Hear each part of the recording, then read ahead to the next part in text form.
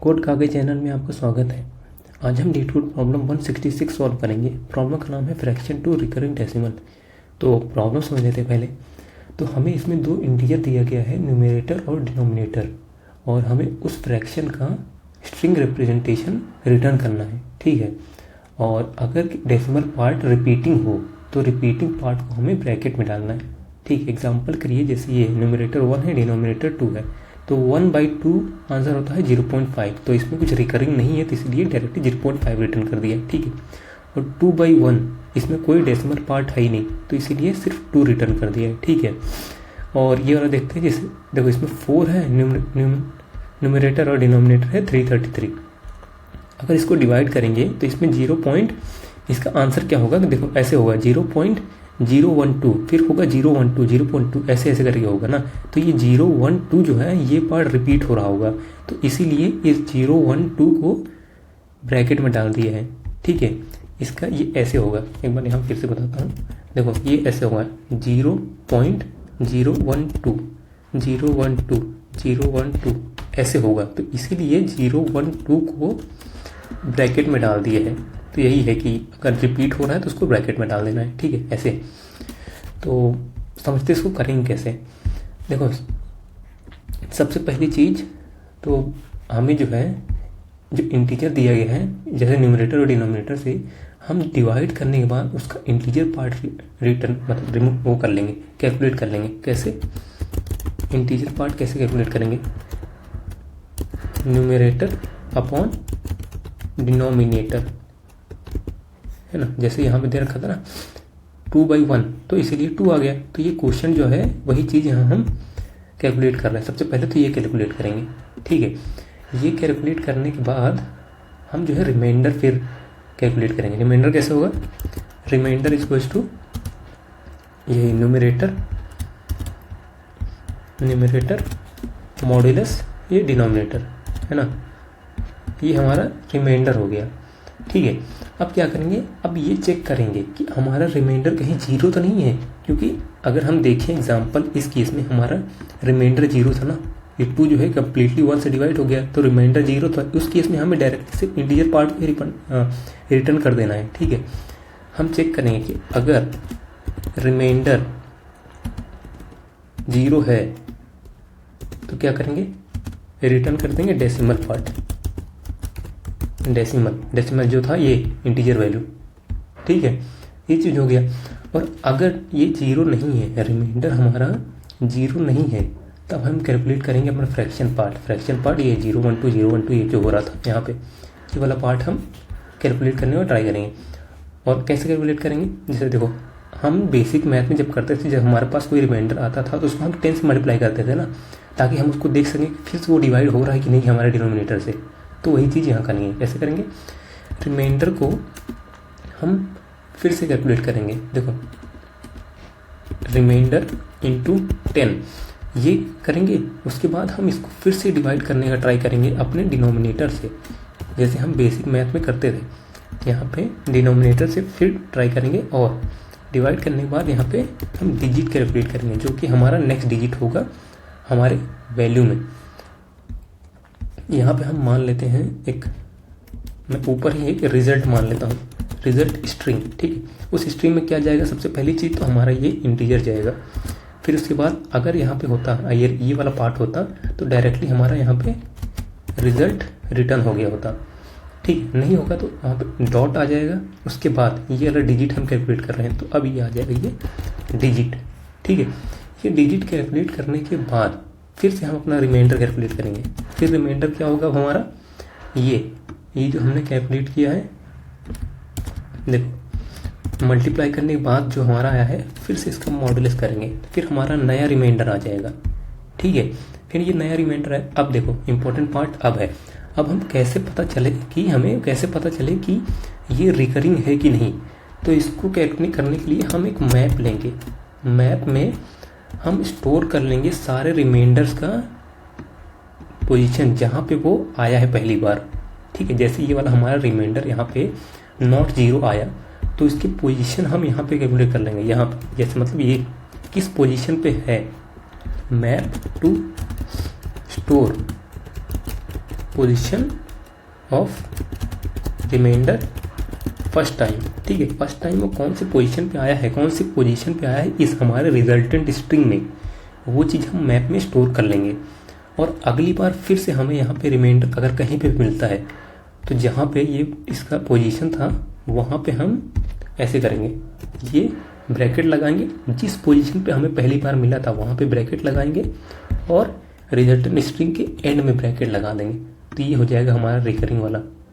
ठीक है, एग्जाम्पल के लिए ये ड्राई रन करते हैं एक बार और अच्छे से समझ में आएगा, और अच्छे से समझ में आएगा। ठीक है, यहाँ देखो न्यूमरेटर हमारा 4 है, डिनोमिनेटर 33, और एक मैप बना रही है हमने जहाँ पे हम ये रिमाइंडर और उसके इंडेक्स भी यहाँ पे स्टोर करेंगे। ठीक है, देखो सबसे पहले तो हम इंटीजर पार्ट कैलकुलेट करते हैं। इंटीजर पार्ट क्या होगा हमारा 4/333, तो क्या हो जाएगा 333, ये 0, इंटीजर पार्ट हमारा 0 हो गया। तो रिजल्ट में हमारा 0 0 सबसे पहले 0 आया, और रिमाइंडर इसको हम हटा देते हैं, हम जरूरत नहीं पड़ेगी। रिमाइंडर क्या आएगा हमारा, रिमाइंडर है 4, रिमाइंडर 4 है, तो 4 जो है 0 के बराबर तो है नहीं, है ना, रिमाइंडर हमारा 0 है नहीं, तो हम यहाँ पे रिजल्ट डायरेक्टली रिटर्न नहीं कर सकते, तो हमें ऐड करना पड़ेगा पॉइंट, ताकि हम डेसिमल ये पॉइंट के बाद वाला पार्ट कैलकुलेट कर सके। ठीक है, देखो सबसे पहले तो हमारा 4 जो है आ गया, कौन से पोजीशन पे है 0 1, तो अब हम इसको मैप में स्टोर कर देंगे। क्या, रिमाइंडर 4 कौन सी पोजीशन पे 1 पे। ठीक है, अब हम कैलकुलेट करेंगे दोबारा हमारा डिजिट पार्ट कैसे होगा, 4 को मल्टीप्लाई करेंगे 10 से और फिर से डिवाइड करने का ट्राई करेंगे, क्या आएगा 0 आएगा। ठीक है, तो रिजल्ट में हमारा फिर से ये अपेंड हो जाएगा 0। ठीक है, और अगर हम इसका दोबारा जो है इसको दोबारा से हम रिमाइंडर कैलकुलेट करेंगे, रिमाइंडर भी यही होगा 4 × 10 मॉडुलस 333, क्या आएगा हमारा रिमाइंडर इस बार हो जाएगा 40, रिमाइंडर 40 हो गया, है ना, रिमाइंडर 40 हो गया। अब डिजिट ट्राई करते हैं, हम इसको स्टोर ट्राई करते हैं, डिजिट क्या आएगा 40 को मल्टीप्लाई करेंगे 10 से, ठीक है, अपॉन 333, क्या वैल्यू आएगा 1 आएगा ना, तो इसीलिए यहाँ पे हमारा 1 आ जाएगा।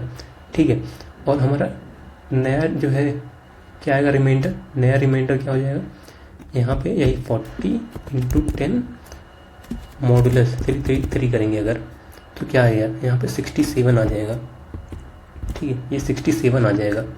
ठीक है, और अब ये नया रिमाइंडर आया है, तो अब इसको हम दोबारा पुट कर देंगे अपने मैप में।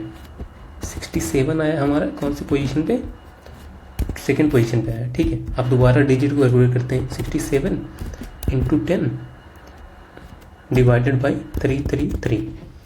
ठीक है, तो इस बार क्या आएगा हमारा जो है इस बार 2 आ जाएगा, है ना, 2 आएगा, तो यहाँ पे हम अपेंड कर देंगे 2। ठीक है, सिमिलरली हम रिमाइंडर कैलकुलेट करते हैं, दिस मॉडुलस 333, इस बार क्या आएगा मॉडुलस ये 4 आया, रिमाइंडर हमारा 4 आएगा, 4 आया, है ना। देखो अब रिमाइंडर हमारा 4 आ गया है, ठीक है, जो कि ऑलरेडी हमारे मैप में है, कौन से पोजीशन पे है, फर्स्ट पोजीशन पे। अब हम क्या करेंगे, फर्स्ट पोजीशन पे जाएंगे और अपने रिजल्ट में वहाँ ब्रैकेट लगाएंगे और एंड में स्ट्रिंग के एंड में एक ब्रैकेट लगाएंगे, बस हो गया, यही चीज़ हमारा रिजल्ट, हमारा आंसर होगा, इसी को रिटर्न कर देंगे। ठीक है, इतना ही करना है। तो चलो इस चीज़ को कोड करते हैं। देखो सबसे पहली चीज़ तो हम जो है, अगर हमारा न्यूमरेटर, ये न्यूमरेटर अगर 0 है, 0 है तो हम रिटर्न कर देंगे क्या 0, ये हो गया। ठीक है, नहीं तो हम string builder result new string builder. ठीक है, अब चेक करते हैं कि अगर हमारा, हम यहाँ पे चेक कर रहे हैं कि अगर न्यूमरेटर स्मॉलर देन 0 है, मतलब कोई एक नंबर अगर निगेटिव है तो रिजल्ट में भी वो निगेटिव वाला साइन हमें ऐड करना पड़ेगा ना, इसीलिए ये हम एग्जॉर कर रहे हैं चेक करने के लिए कि कोई एक नंबर अगर स्मॉलर देन 0 है, डिनोमिनेटर अगर स्मॉलर देन 0 है, या फिर न्यूमरेटर जो है अगर स्मॉलर देन 0 है, तो हम रिजल्ट में अपेंड कर देंगे क्या निगेटिव साइन। ठीक है, ये हो जाएगा। अब हम लॉन्ग में इसको कन्वर्ट कर रहे हैं। लॉन्ग में क्यों कन्वर्ट कर रहे हैं, यहाँ पे देखो न्यूमरेटर और डिनोमिनेटर की वैल्यू ये मैक्सिमम तक जा सकती है, तो ओवरफ्लो ना हो इसलिए लॉन्ग में कन्वर्ट कर रहे हैं। ठीक है, एन हो जाएगा numerator math dot absolute of, long में कन्वर्ट करते हैं इसको, ये हमारा हो जाएगा न्यूमरेटर। ठीक है, सिमिलरली सॉरी डी डिनोमिनेटर हो गया। ठीक है, अब हम अपना जो है इंटीजर पार्ट जो मैं बताया था ना, इंटीजर पार्ट कैलकुलेट कर लेते हैं। इंटीजर पार्ट क्या होगा, n बाई डी। ठीक है, अब रिजल्ट में इसको अपेंड कर देंगे n बाई डी को, इंटीजर पार्ट को अपेंड किया हमने। अब चेक करेंगे, पहले लॉन्ग कैलकुलेट कर लेते हैं, रिमाइंडर n मॉडुलस डी। अगर हमारा रिमाइंडर 0 हो गया तो हमें डेसिमल पार्ट कुछ है ही नहीं, तो यहीं पे रिटर्न कर देंगे अपने रिजल्ट को, रिजल्ट डॉट टू स्ट्रिंग। इसमें होगा सिर्फ ये न्यूमेरिकल पार्ट, ये इंटीजर पार्ट होगा और रिटर्न कर देंगे। ठीक है, नहीं तो हमें जो है अब डेसिमल पार्ट कैलकुलेट करना पड़ेगा। डेसिमल पार्ट के लिए इसीलिए यहाँ पे डॉट ऐड करना पड़ेगा सबसे पहली चीज़। तो उसके बाद हम लॉन्ग क्रिएट, ये मैप क्रिएट कर लेते हैं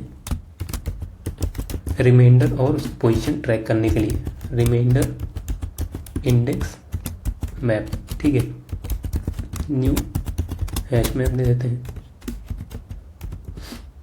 ये हो गया। ठीक है, अब जब तक हमारा रिमाइंडर 0 ना हो जाए, ठीक है, रिमाइंडर 0 ना हो जाए या फिर रिपीटिंग ना होने लगे ना, तब तक हमारा ये लूप चलता रहेगा। तो अगर जो करंट रिमाइंडर है, अगर वो हमारे मैप के अंदर ऑलरेडी है, जैसे कि मैं दिखाया था, अगर हम वो ऑलरेडी है तो हम क्या करेंगे, इंसर्ट पोजीशन जो कि हमारे मैप में ऑलरेडी स्टोर्ड है, डॉट गेट करेंगे रिमाइंडर का। ठीक है, इंसर्ट पोजीशन गेट किए, रिजल्ट में हम इंसर्ट कर देंगे उसी पोजीशन पे, ये इंसर्ट पोजीशन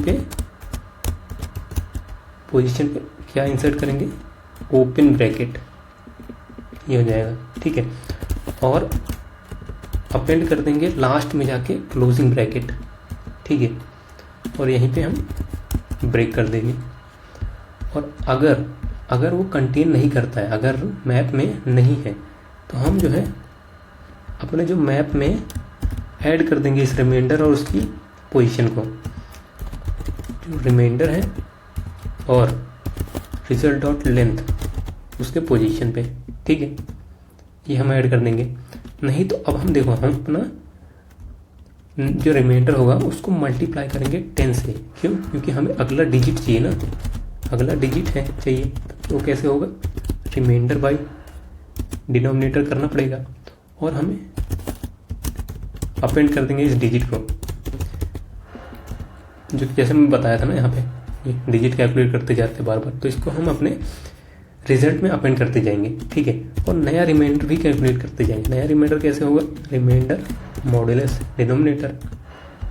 ठीक, एट दी एंड जब बाहर आएंगे तो उसको हम रिजल्ट डॉट टू स्ट्रिंग से रिटर्न कर देंगे।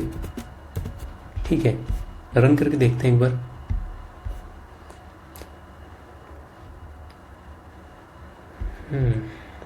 ये होगा डिजिट, फिर से गलत लिख रहा हूँ,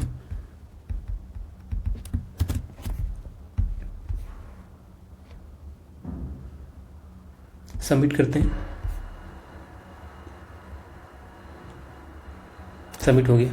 वीडियो को देखने के लिए आपका बहुत बहुत धन्यवाद और चैनल को सब्सक्राइब जरूर कर लें। Thank you so much.